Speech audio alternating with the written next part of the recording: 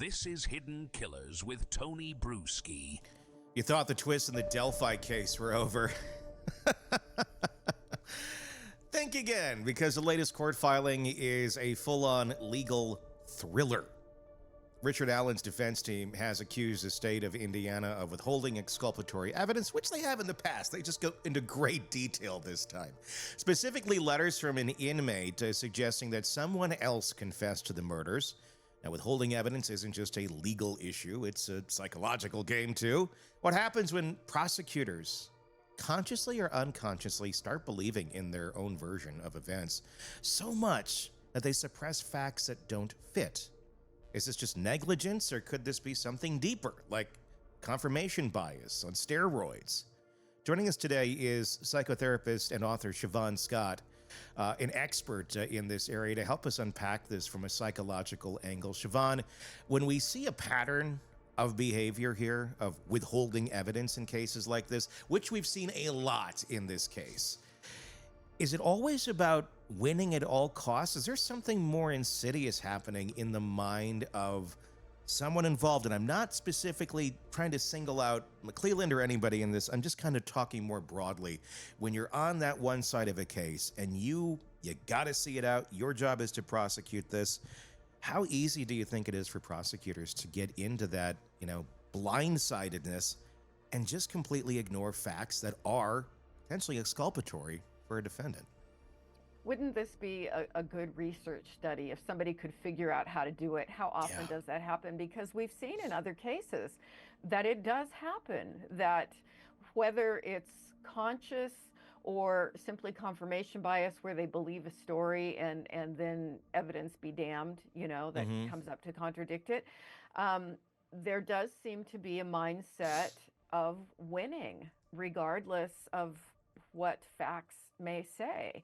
And, we've seen it over and over again in different cases all over the country, and it's really disturbing. It is disturbing because, you want to think, that people who are in these fields, if you're a prosecutor, that you are going to be, handling things on the up and up. If there's something exculpatory about a case, you're going to want to put it out there, especially if you don't have anything in the fight, which you shouldn't if you're the prosecutor on the case, or if you're a defense attorney. That's where you recuse yourself from it because it's too close to home. You could have a bias there. But if you supposedly don't have any sort of bias, how do people get into that state where they just keep going down a road where there could be an innocent person that's going to go away for the rest of their life, or has gone away for the rest of their life, because you just didn't like the facts. They contradicted where you thought it should go. Yeah, I think we run into the fallibility of the human mind sometimes. And we do tend to like, just speaking of all humans, we like stories. It simplifies life for us, to get a version of what we think the truth is. And we see this playing out in our political system. We see it all over the place, right? People's beliefs about healthcare, medicine, vaccinations. It's like, I have a story. It makes me feel a certain way. I like the sense of, that I've got the truth, and I'm going to stick to it regardless of what the facts say. And I think it's a human fallibility. Excuse me. I had something to say, and then I breathed in, and I got to take a sip of water. Stand by, kids. Okay. That's interesting. The simplified life, where that is how we like to take things. It's how we like to perceive things. It's easier to digest. If things are more complicated, it makes my life more complicated. And people don't like complicated situations as a whole. Yeah. Is that a human thing, or is that more of a cultural thing, depending on where you are in the world? Is that an American thing?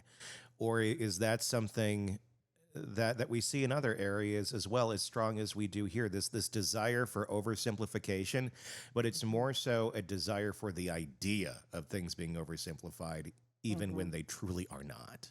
Yeah, it's comforting. I think it's a human thing. I think we're kind of wired that way.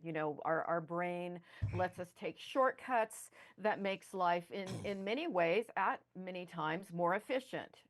But unfortunately, it's not always based in reality, and that's when we see problems. But I think it's just part of the human mind to do it that way. Have a simple narrative, have a shortcut, and even when there are contradictory facts, oh, well, I just don't see that.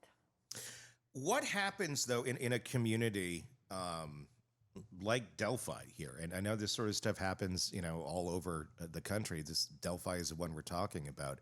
When the public sees repeated instances of withheld evidence, if you're paying attention to the case, you'll find that because it's there. It's not like it's up for debate. There's so many things in this case that McClellan, the prosecutor, and the state and Gull and all that have just basically denied or said, nope, not important. You got to trust us. You got to trust us. It's not important. If you're of one mindset and things are usually a little bit more complicated than just what they are, you want to know the answer. Well, why are you reacting this way? Why are you withholding this? Or why has this not come to light? But then you have a whole other set of the public that's like, no, they did their job. They did it right. And they just seem to have blinders on. And, as I do sometimes, you stick your fingers in your ear like a child and go, la, la, la, la, la, la, la. I don't want to hear it, but it's still there. And these are adults. These are people that live in these communities. Let's talk about that. I mean, the mindset that it takes to be over here going, let's get more informed and let's figure out what's really going on here, versus it's much more comforting just to say we got somebody and now I can sleep better at night. Facts be damned. Yeah. Let's start with the first one on wanting to be more inquisitive. What is the difference in that person versus the other? Why is there such a difference in one's mindset versus another? And that's another interesting thing about the differences among people. How many people are really critical thinkers? And that's another personality quality that I think you develop with it or you don't. And some people just like to put more thought into things. And sometimes when you have a community, they reinforce each other in this kind of tight-knit setting where everybody's telling themselves and other people the same story. And so it just becomes more in their minds, the fabric of their reality. Are we in a place where we have fewer critical thinkers than we did in the past? I mean, has that number dropped? I mean, I don't know if there's any study to that, but it sure feels like it. It sure feels like we're in a place where, the groupthink really takes over a lot faster than it ever did in the past because we have more platforms to do that with. And it just seems like it's a lot quicker to go down a road and people convince themselves that they are critical thinkers when they're really not thinking of anything critically at all. Yeah, they don't know what they don't know. Yeah. And they don't see their own blind spots. And I do think that, the way we can choose the media we consume at this point, whether it's on the internet or however else we connect with people, it tends to be reinforcing. So, when what we click on in the news is what we get more of, and people then get the same story, it reinforces it. They're around other people who believe the same way. It would be interesting if we could measure over time, has it gotten worse? My guess is it has. Yeah. Want more on this case and others? Then press subscribe now and don't miss a moment of true crime coverage from Tony Bruschi and the Hidden Killers podcast.